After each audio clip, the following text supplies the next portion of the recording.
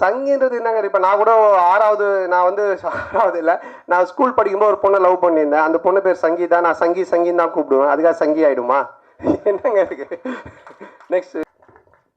எல்லாருக்கும் வணக்கம். ஆல்ரெடி 2 மணி நோக்கி போயிட்டுருக்கோம். நிறைய பேருக்கு பசிக்க ஆரம்பிச்சிட்டு இருக்கோம்னு நினைக்கிறேன். அதில் சேஸ் மாதிரி மாம்ஸில் கொஞ்சம் சுகர் பேஷண்ட் வேறு, மாத்திரை போடுற டைம் ஆகிட்டுருக்கோம்.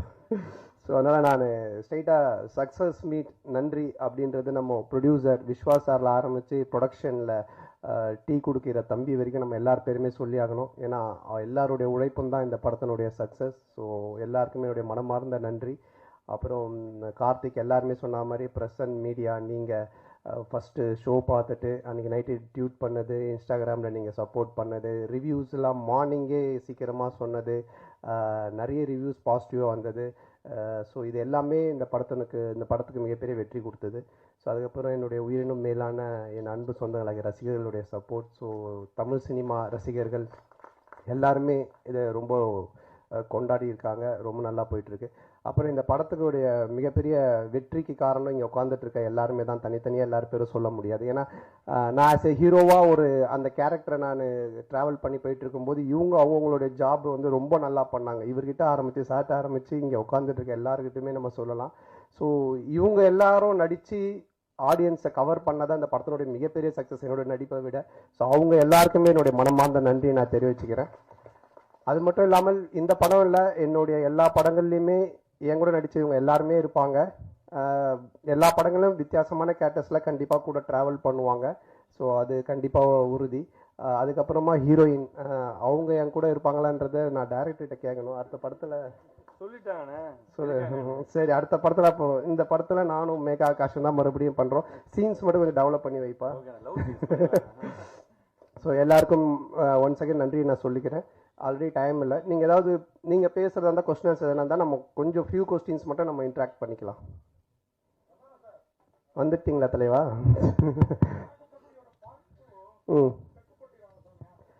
இல்லை, தெற்குப்பட்டி தென்ராசு அப்படின்னு சொல்லி நாங்கள் ஒன்று யோசித்து வச்சுருந்தோம். ஆக்சுவலாக வடக்குப்பட்டியிலேருந்து அந்த சைடு போயிட்டோன்னு. பட் இப்போது அதை விட வேற ஒரு ப்ராஜெக்ட் போயிட்டு இருக்கிறதுனால இது கண்டிப்பாக பண்ணுவோம். இல்லை, அது நீங்கள் பார்க்குறவங்க தான் முடிவு பண்ணிக்கணும். ஆத்திகராக பார்த்தீங்கன்னா இது ஒரு ஆத்திகர் படமாக தெரியும், நாத்திகராக பார்த்தீங்கன்னா இது ஒரு நாத்திகர் படமாக தெரியும். ஏன்னா மக்கள் வந்து ரெண்டுமே மிக்சடு, எல்லாருமே கலந்து சினிமா என்ஜாய் பண்ணுன்றதுனால அப்படி ஒரு கிளைமேக்ஸாக டைரக்டர் வச்சிருக்காரு. நீங்கள் ஆத்திகரா நாத்திகரா? அப்போ சாமி படம் தான். சந்தானம் சார், அதே மாதிரி ஹீரோயின் உங்க படம் எல்லாத்துலயுமே பிரமாதமா இருப்பாங்க, இந்த படத்துலயும் பிரமாதமா இருக்காங்க. ஆனா அவங்களோட ஒரு நல்ல ஒரு டூயட்டோ இல்ல லவ் சீனோ இல்ல. அதை இப்ப கேட்டீங்க. அடுத்த படத்துல இந்த படத்துல காமெடி எல்லாமே எக்ஸ்ட்ரானரி ஜனரஞ்சகமா பிரமாதமா இருந்தது. அந்த விஷயம் எங்களோட அந்த ஃபீலிங்கும் இல்ல. உங்களுக்கு இது நான் எழுதி கொடுத்து கேட்ட மாதிரியே இருக்கும். யாருன்னா பார்த்தாங்கன்னா இவன் மனசுல இருக்கிறதெல்லாம் அவன் கேட்காம இல்ல. இப்போ நான் சொல்றேன், இந்த காஸ்டியூமும் இந்த ஹேர் ஸ்டைலும் வேற யாராவது போட்டு வந்தாங்கன்னா நன்னு படத்துல வர பேய் மாதிரி தான் இருப்பாங்க.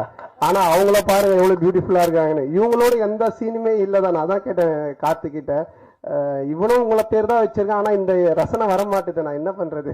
அதனால அடுத்த படத்துல கண்டிப்பா வச்சிருக்கார்த்தி. கேட்டீங்க, அவங்க கேட்கறாங்க, நான் கேட்கலங்க.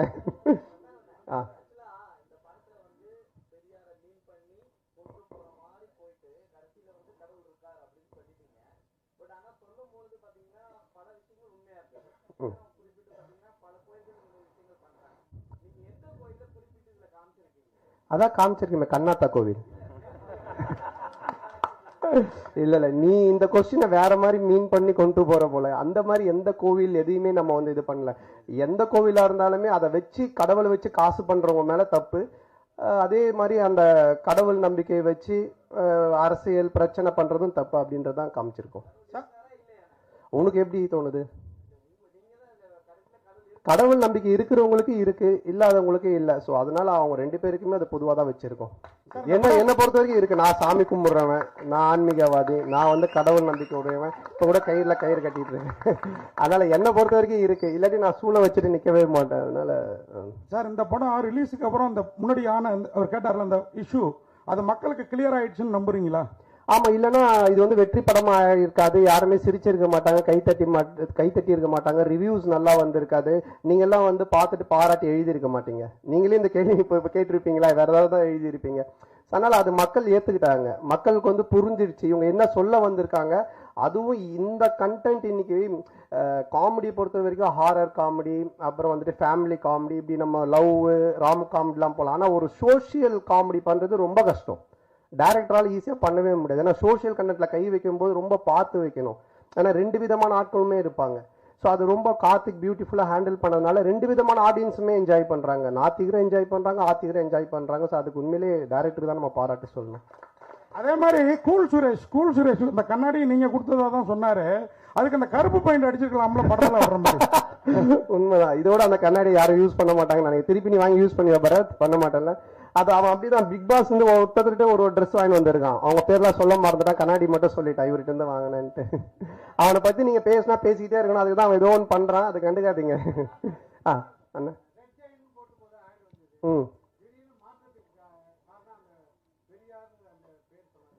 ஆமா, அது ஃபர்ஸ்ட் அந்த ஒரு இஷ்யூ ஆச்சு. அதுக்கப்புறம் அது ஒரு பாலிடிக்ஸா மாறுச்சு. இப்ப நம்ம படம் எடுத்தது எல்லாரும் மறந்து கவலையை மறந்து சிரிக்கணும்ன்றது அது ஒரு பிரச்சனையா ஒரு பாலிடிக்ஸா மாறும்போது எதெல்லாம் நமக்கு தேவையில்லை அதை நம்ம ஸ்மூத் பண்ணிக்கணும் அப்படின்றதுக்காக சில விஷயங்களை விட்டுட்டோம் வேண்டான்ட்டு. ஆமா, அதுல என்னென்ன இருக்கு.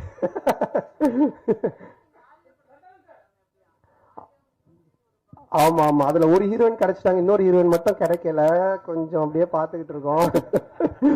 எங்க பத்திரிகை உலகின் நயன்தாரா மட்டும் இருக்கீங்க, அனுஷ்கா காணோம். அனுஷ்கா வரலையா? ஏன் அதை விட முக்கியமான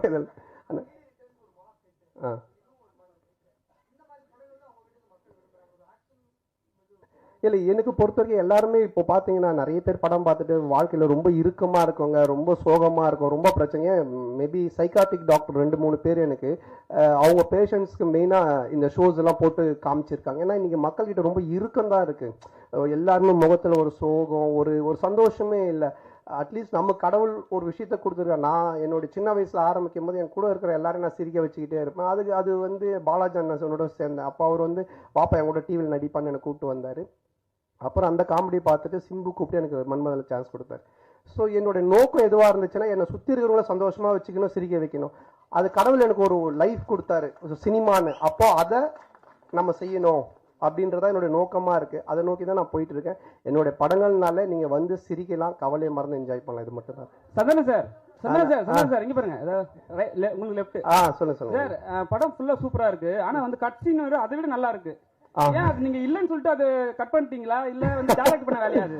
இல்ல என்னன்னா ஒரு ஃபுல் லென்த் பார்க்கும்போது உங்களுக்கு கதை நகர்ந்து போகும்போது சில சீன்ஸ் ரொம்ப காமெடியா போயிட்டு இருந்தாலும் கதைக்குள்ள போனா கொஞ்சம் லேக் ஆகும்.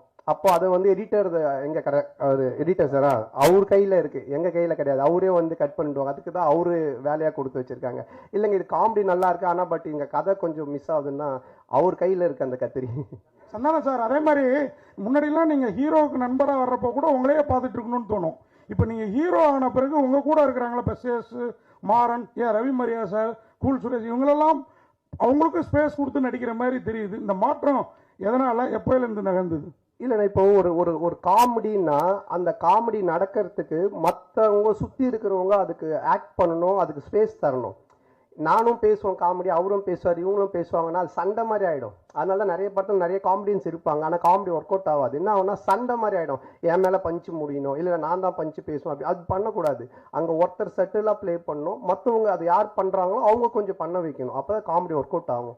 ஸோ அதை நான் இந்த படத்தில் பண்ணேன். இதுக்கு முன்னாடி இதுக்கப்புறம் வர படங்களே அதான் நான் பண்ணுவேன். என்னுடைய ரோல் நான் பண்ணிட்டு சுற்றி காமெடியன்ஸ் அவங்க என்ன பண்ணுறாங்களோ அதுக்கு நம்ம ஸ்பேஸ் கொடுத்து ஒர்க் பண்ணுறது. ஸோ இதுதான் காமெடியோட ஃபார்முலாவே. இப்போ நான் ஒன்று சொல்கிறேன்னா அதுக்கு நீங்கள் அமைதியாக இருந்தால் தானே சிரிப்பு வரும். நீங்களும் நானும் மாற்றி மாற்றி பேசிக்கிட்டு இருந்தா அப்படி இருக்கும். ஸோ அது அந்த ஒரு ரூல். சதானே சார், இப்போ ரஜினி சாரை வந்து ஒரு விஷயம் சொன்னாங்க, சங்கின்னு விஷயம் சொன்னாங்க சார். யாருங்க?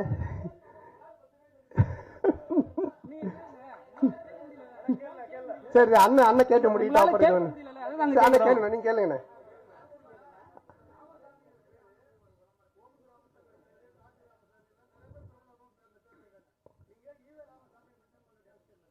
ஈவே ராமசாமி நம்ம எங்கேயும் மென்ஷன் பண்ணலண்ணே. இல்லைண்ணே, படம் பார்த்தீங்களாண்ணே? படத்தில் அந்த பையன்கிட்ட வந்துட்டு கடவுள் நம்பிக்கை இல்லைன்னு ஒன்று சொல்லுவாங்க அவங்க அம்மா. அதாவது கடவுள் இருக்காரான்னுவாங்க. நான் இவ்வளோ கஷ்டப்படுறேன், பானை செய்கிறேன், நான் எப்படி கடவுளை நம்புறதுன்னு அவன் சொல்லுவான். அதுதான் அந்த கேரக்டர் கேட்பாரு, நம்ம ஜம்புலி ஜெகன் கேட்பாங்க. இது வந்துட்டுண்ணே நம்ம வந்து இல்லைண்ணா இப்போ வந்துட்டு நீங்கள் குப்புசாமி கந்தசாமி என்ன பேர் வேணாலும் வைக்கலாம் நம்ம படத்தில். ராமசாமி வடக்குப்பட்டி ராமசாமின்னு வச்சதுக்கு காரணம் என்னன்னா, டைரக்டர் வந்து கவுண்டமணி சாரோட ஃபேன், நானும் அவருடைய ஃபேன். டிக்கி லோனான்றது அவரோட டயலாக். அதே மாதிரி வடக்குப்பட்டி ராமசாமின்றது கவுண்டமணி சாரோட டயலாக். இதுக்கப்புறம் நானும் ஆர்யா நடிக்க போகிற படத்துக்கும் கவுண்டமணி சார் டயலாக் தான் வச்சுருக்காங்க. இதே இந்த ஒரு டயலாக் வராமல், இந்த நான் சொன்ன இந்த காரணங்கள்லாம் இல்லாமல் திடீர்னு நீங்கள் ராமசாமின்னு ஏன் வச்சிங்கன்னு கேட்டிங்கன்னா அது சரியாக இருக்கும். அண்ணா ஒரு கொஸ்டின் தான் சொன்னீங்க, 4 கொஸ்டின் கேட்டுக்கிறீங்க சார். அண்ணா இங்க பாருங்க அண்ணா, இங்க பாருங்க. இல்ல அண்ணா ஒரு நிமிஷம் முடிச்சாரு சார். அண்ணா உங்க பேர் என்னண்ணே? அண்ணாதோர. அப்ப நீங்க வந்து ஏடிஎம்கேல வந்துட்டு இதுவா இருக்கீங்களா? டிஎம்கே வந்துட்டு ஏன் நீங்க அண்ணாதோரன் பேர் வச்சிருக்கீங்க அப்படின்னு கேட்டா என்ன சொல்லுவீங்க? என்னென்ன இதா? அடுத்த கொஸ்டின் அண்ணா, சோசியல் மீடியால வந்து சங்கின் வந்து ஒரு பெரிய ஆக்டரை சொல்லியிருந்தாங்க. அதுக்கப்புறம் நீ அந்த ஈவேரா மேட்டர் எடுத்துன்னு வந்து உங்களையும் வந்து சங்கின்னு சொன்னாங்க. அதுக்கு ஏதாவது பதில் இருக்கா உங்களுக்கு? சங்கின்றது என்னங்க? இப்போ நான் கூட நான் வந்து 6வது இல்லை, நான் ஸ்கூல் படிக்கும்போது ஒரு பொண்ணை லவ் பண்ணியிருந்தேன். அந்த பொண்ணு பேர் சங்கி தான். நான் சங்கின்னு தான் கூப்பிடுவேன். அதுக்காக சங்கி ஆயிடுமா? என்னங்க இருக்கு? நெக்ஸ்ட் ஓகே சார், அதே டயத்தில் இப்போ ஒரு கேள்வி. இதை நேர்கள் ரவி சார் பேசுகிறப்போ வடக்குப்பட்டி ராமசாமிக்கு சலாம் போடுங்கன்னாரு. லால் சலாம் ரிலீஸ் ஆயிருக்கு, அடுத்த வாரத்தை நோக்கி போறதுனால அந்த டயலாக் யூஸ் பண்ணாரா தெரியலீங்களா? சார்ட்டு தான் கேட்கணும் அவர் என்ன மீனிங்ல சொன்னார் அப்படின்னு சொல்லிட்டு. ஆனா ஏதாவது முடிச்ச லாஸ்ட் கொஸ்டினா?